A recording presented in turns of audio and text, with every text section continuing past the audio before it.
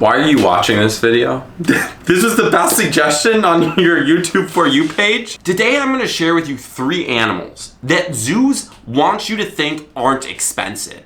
They hide these animals among all these other exotic animals to distract you from the real treasure that is lying right under your eyes. Today, I'm gonna make you filthy rich. Just kidding, I'm not gonna do that. Technically, I can't do that. At first, this title might seem like clickbait. Like, what could I possibly tell you about robbing a zoo that's gonna change your life and make you a millionaire? It's probably a good time to say right now that do not try this. Everything in this video is purely psychologically, it's all, what's the right word? This is all make-believe. None of this is real, and I'm not responsible if you choose to utilize any of this for any real-world purposes. So as I was searching for motivation, I stumbled upon an idea. I asked myself, where are all my tax dollars going? And that's when I found out that there's things called public zoos. Now, public zoos are mostly funded by donations, but some are funded by tax dollars. Now these zoos aren't just funded, they make a ton of money. The San Diego Zoo is one of the top grossing zoos in all the world, and that brings in about $300 million each year. That's not even me being funny, that's like a legitimate stat. Like, those elephants are putting in work. So it made me wonder, if zoos are making tons of money, why am I not making tons of money? What started out as a crazy fundamental idea turned into something far more legitimate. And I spent way too much time looking into this and decided to put together a step-by-step guide of how to most efficiently become extremely rich from sacking a zoo. Theoretically. My mom just texted me. We have lots of ducks in the yard. Mom, I'm trying to literally make millions of dollars robbing zoos right now. So what am I gonna tell you? Take a tiger, take an elephant, like those are worth lots of money. No, that is not the path. I have done a meticulous amount of research on this silly subject. And not just ChatGPT rehearsed a script, because as you can already tell, there is no script to be rehearsed. Also, editing this video, I hired a $5 editor off Fiverr. His name is C Money. What really stood out on his profile is that he likes Jennifer Lopez. And he has one arm. Both seem like very qualified traits to be my video editor. So, C Money, you're the man. Thank you for editing this video. I think he lives in like India. So anyway, C Money's gonna edit half of this video and the other half is actually done by a professional editor. Let's see who does better. When I started doing research on how to... Mom, stop texting me. When I started doing research on this crazy idea to see if this was even physically possible, I was so surprised to find out that I was not the first person that had this idea. A longtime Florida attraction is dealing with a big loss. In the middle of the night, someone stole several exotic animals from their mini zoo. Taken overnight, 2 bearded dragons, a Moluccan cockatoo, a Goffin's cockatoo, a Senegal parrot, and an African spurred tortoise. The owner thinks these animals were targeted because they're exotic, highly valued, and easy to sell. These gentlemen gave me enough faith that I was on the right thought process to becoming filthy rich, snagging random animals from public zoos, taking back my tax dollars. So I did a shit ton of research, and I'm gonna share with you what I found out. And no, we're not grabbing tigers and elephants and zebras. We're grabbing something much more profitable. Step number 1, breaking and entering the zoo at night. This may seem like a challenge, but let's be honest. Like, this isn't a casino security we're dealing with. Wear a ski mask, get it figured out. But what I'm going to tell you is, breaking and entering into a zoo is as difficult as in which animal you are choosing to steal. For example, if you were trying to steal an elephant, you would need to break and enter a zoo with a semi-truck to get that elephant out of there. That's a lot more challenging than the animals that I'm going to tell you that you should be taking your eye on. This is such a stupid video. Like, I'm talking about this. I literally have a PDF in front of me that I wrote and scripted this out, and it just sounds so stupid. But it makes so much sense.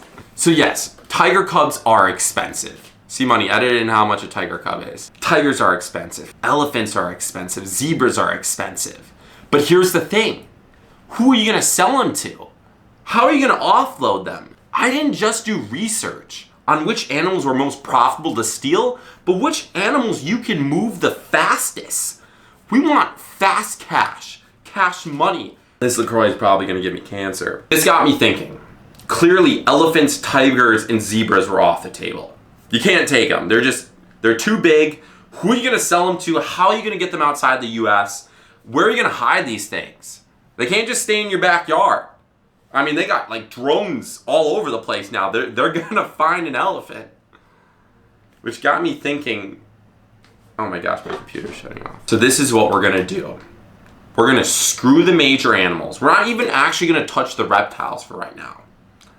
We're going after the most profitable animal, the most easy animal to move in any zoo, the animal that is the most accessible, the least fast, the least extensive. Literally, no one thinks of this animal when they think of zoos. Yet there are thousands of them at zoos all around the country just waiting to be stolen.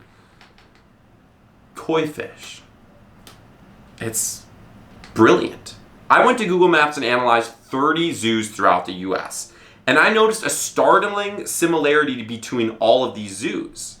The koi ponds were all located on the edge of the zoo / bordering public property, making them easily accessible to the public, most times not even having to jump a single fence. Now this had to do with a variety of reasons. I think a lot of it is the water filtration and runoff system needs to be irrigating and flow somewhere. And if they don't have a river running through the whole zoo, well, it's easier just to put them on the outside of the zoo. It makes sense. Except your koi fish are exposed. Now, I'm not just targeting koi fish because they're the easiest to access, but they're also ridiculously expensive. Some large koi fish go for thousands and thousands of dollars. As you can see this list, C-Money, pull up a list of koi fish. Show them what a koi fish. Do you know what a koi fish looks like, C-Money? Can you show us a koi fish? Thank you. I don't even know if the guy from India knows what a koi fish looks like. Now, obviously these koi fish that are in these ponds probably aren't the $7,000 to $15,000 koi fish that you see all these authentic breeders having, but they're still valuable. Each one of those koi fish could be $1,000 to $2,000. And there's thousands of them in these ponds. Now, not only is this genius because each one of these animals is highly expensive, but think about the process of stealing koi fish. You just throw a little net in there.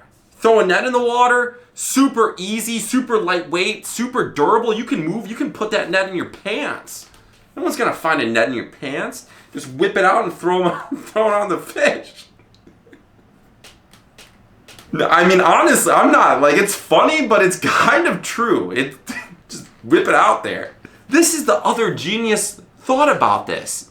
No one's gonna notice if a couple koi fish are gone. And let's say all the koi fish disappear, maybe they would think of it, but like, what if they can't even see through the water because it's so green? They're never gonna know the koi fish are gone. It's flawless. And koi fish, they move on websites in the black market. You don't even have to sell them on the black market. You can sell them on like eBay. What's the zoo gonna say? Oh, that's my exotic koi fish. No, there's koi fish all over the place. There's koi fish in my bathtub, but then it would make it look like I like stole them already. Instead of leveraging thousands and thousands of your hard-earned dollars on Forex and crypto markets, you could literally just be doing this instead. And the brilliant part about it, you don't even have to do this day in and day out. You could hit like a zoo every 3 months and bring $100K in koi fish in and pass it off. You hit 4 zoos a year, they probably won't even know you're there. Well, shit, like at that point, you can rob like office buildings that have koi ponds. Like you can be the koi pond kingpin.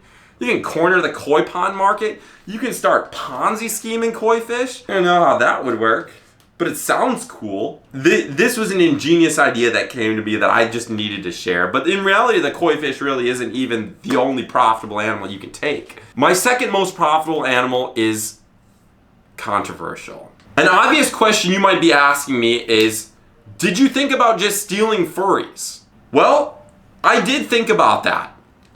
On one hand, no one's gonna miss them. So no one's gonna know if a furry is gone or not. But on the other hand, what are you gonna do when you get a furry in a truck? You don't know what that thing is capable of. You don't even know what to call that thing.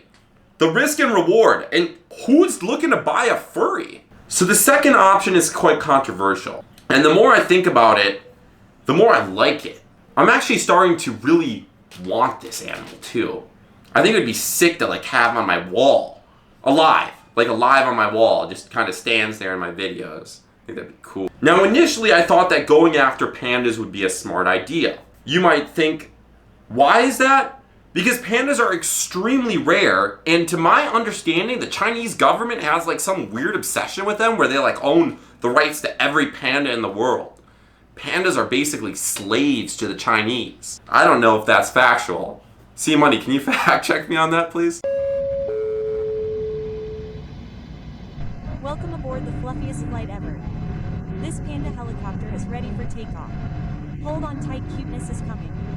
But the more I got thinking about it, the more trouble I have with taking a panda. You see, they're dumb. They're just not that smart. Like, yeah, you could walk into a panda enclosure and like grab one and like, be like, come here panda, like start dragging it by its neck and shit, but like, they're heavy. They really don't move that well. It's just like a ball of muscle that would be super challenging to move. So the more I thought about it, the more it became unrealistic. And then it's like the part to where who you gonna sell a panda to? You can't just sell it to some other foreign zoo because that would be too obvious. And there's not enough of them to where you could get caught with a panda and be like, yo, that's not that panda. They track the pandas. They're on that shit. It's not like they make it seem... Originally, I thought it was kind of like Kung Fu Panda, where there's just a bunch of these panda communities living in the mountains. It's not like that, guys. There's not just panda communities in every mountain range. They're mostly just in China. And most of those pandas fall off things and die. So most of them are actually in zoos. All in all, it's hard to steal a standard panda. But what if I told you there's another panda? The red panda. Most of you might know what a red panda is. I mean, they're super cute. But some of you might never have heard of a red panda. A red panda is like the Ferrari of pandas. It is cute, it is fast, it is smaller. That means it's more stealable. And China doesn't own all the rights to red pandas. C-Money, fact check that as well, please.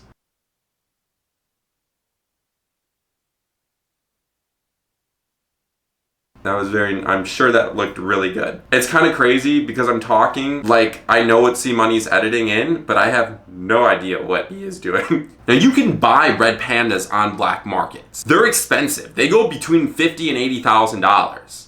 Don't ask me how I know that, but I actually did. You'll have to take my word for it. I did some extensive research on purchasing red pandas. And you can find them cheaper than that, but legitimate red pandas are extremely expensive and illegal to own. So please don't go and purchase. Blah, blah, blah, blah. Disclaimer, disclaimer, disclaimer. C-Money, put some disclaimers up. Thank you. Don't do this. But you can buy red pandas on the black market. Now, this might not be a great animal for you to steal if you don't have great access to the black market. So I probably wouldn't steal a red panda because I don't even know the first thing about the black market, other than I think it exists probably in Seattle. It's also challenging because not every zoo has a red panda. For example, the Madison Zoo, a free public zoo, has 2 of them. And I've tried to grab them. It didn't work. They're fast. They're faster than I thought. So if you and the boys are running around this enclosure at night with rubber gloves and ski masks on, these red pandas, they're shifty, man. They don't just stand still like they do in like Minecraft. They actually move around. And they're mean. They bite. Don't ask me how I know that. I don't know. But there you go. There's a big exotic animal that you could target if you want something that's a little bit more exotic than a koi fish. Now, my third and final animal that I'm going to give you today is a tortoise. It's a turtle. Guys, it's simple. It doesn't have to be overcomplicated and funny. They're slow. They can't go that fast. Maybe they're a little mentally slow. We don't discriminate when we're committing crime. When we're getting filthy rich, I'll steal a slow turtle. No, I won't. I will not do that. I will not be doing that. But tortoises are actually extremely desirable. A lot of people want them as pets. It's hard to differentiate between them. Some tortoises are so endangered where there's like 5 of them left. And some of them are in these zoos. Now those ones are a little bit heavier, but they're not heavier than Lizzo. So you should still be able to lift them theoretically. C-Money, you might have to fact check that as well. It's just an animal that you probably wouldn't think of being worth lots of money. And that's because zoos want to hide these high value animals. Now, once again, this is all theoretical. None of this is real. None of this should be used or applied. I think it's fascinating the amount of money that people are willing to pay for exotic animals. It's really not a good thing. Most zoos are trying to conserve and practice conservation, and we should support local zoos. I'm actually going to leave a link right here where you can support local zoos and donate to them if you'd like. I hope See Money didn't just attach his Venmo account. I should really watch his video before I post this.